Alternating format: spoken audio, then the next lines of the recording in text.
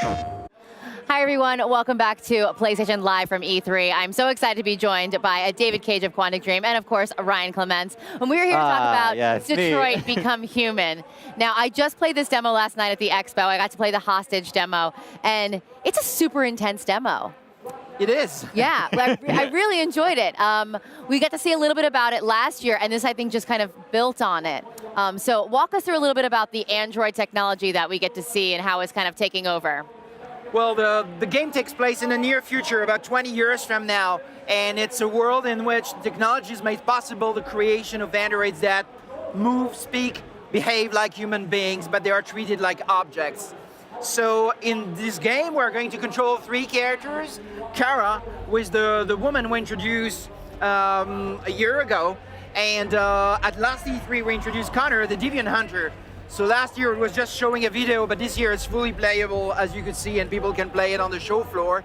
And we introduced our 3rd character called Marcus, played by Jesse Williams at the last press conference yesterday. Oh, it was Jesse Williams. Malik called that out, and I was like, I don't know, don't ask me. All right, Malik, you were right, just for the reference. Anyway, all right, continue. I'm sorry, David.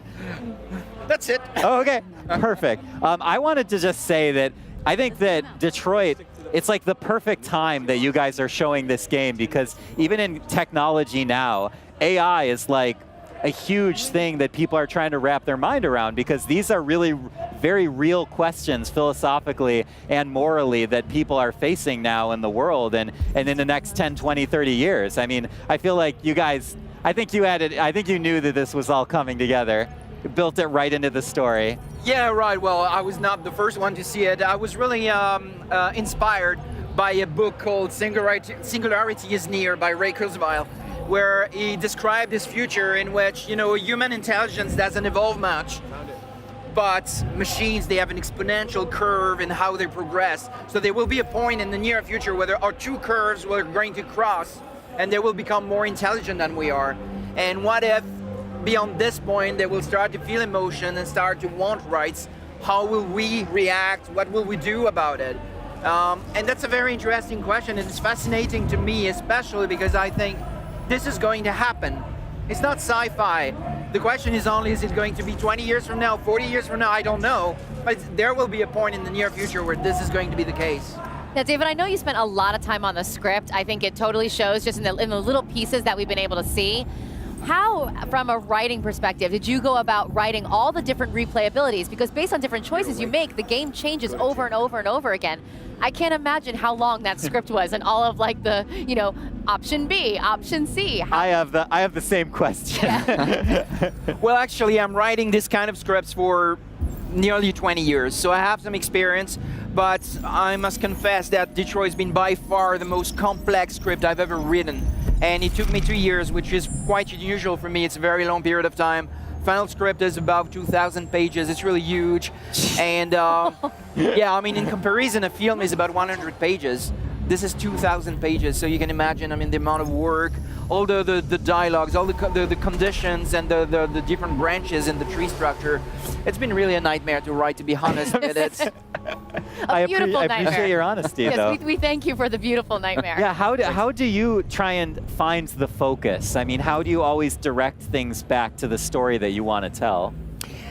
Well, the thing is that there is not one story that I want to tell. There are many stories that I want to tell, and I just try to create this narrative space. It's a little bit abstract, but I create a narrative space in which the player is free to evolve and to tell his own story.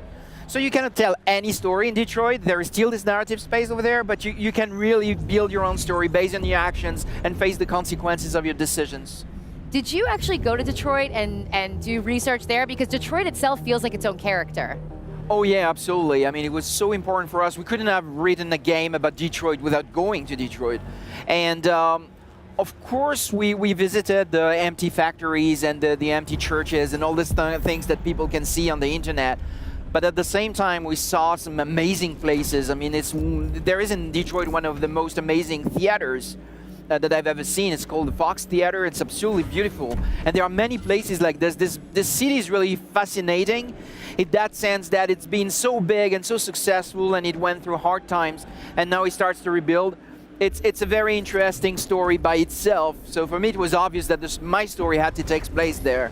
And how much of a hand do you have kind of in the artistic and stylistic and tonal direction of the game as well? Because just everything seems to light up on screen when you're looking, especially at the the Connor demo. Because, well, first of all, we can talk about how stressed out I got during that demo, but we could save that for later. But I mean, how do you kind of keep your team guided and enhance their ability to tell that vision? Well, first of all, I have a very, very talented team, very committed and fantastic people working incredibly hard. So my role is more like a guide to see, okay, we want to go in that direction, but how we need to get there, I mean, they know better than I do. So they do a fantastic job, and if the game looks great, it's thanks to them. So you don't program the whole thing?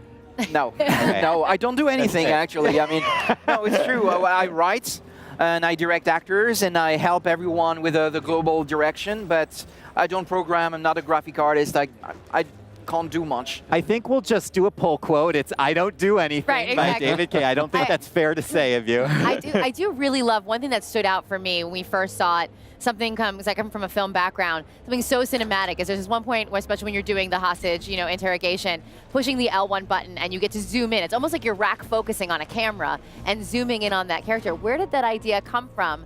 Was that something you always planned on doing, or did that kind of happen organically as you're writing, where you're like, we need to see up close because the dial in his head changes and everything? So, well, we work on 3D cameras for almost 20 years, and we were one of the very first companies in the world to develop tools dedicated to cinematography in real-time 3D.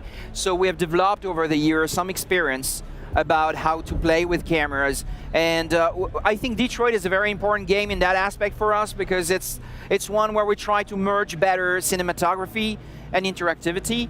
We still wanted the strong sense of cinematography, but at the same time we wanted really interactivity to be the center of everything. So you're really in control of the camera, but when you don't control the camera is like there is a director and a cameraman. But you can take over any time by yourself, just moving the right stick. So these kind of little twists are very important to us. But we play also with motion capture cameras. So we have a shoulder camera, and we motion capture the movement of the camera just to have a real feel, to have the breathing of the cameraman and the steps and all these things. It's small details, but it makes a big difference in the end. Totally. I completely agree. All right, so let me just say one thing.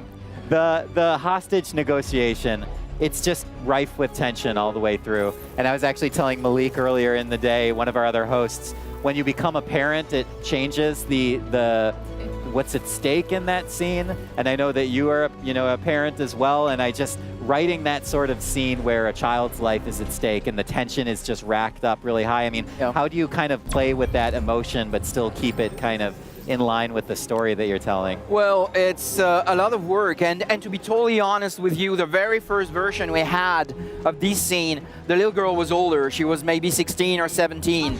And we felt there was something wrong. I mean, we couldn't really connect, and we didn't have this sense of tension because she felt like she was an adult. And of course, her life is at stake, and it's important, but it was different. And there was something missing for me in the scene. And we just decided to do something simple, as to have a little girl, because suddenly it becomes very interesting. She becomes very vulnerable, and her feet don't touch the ground. He holds it her like this.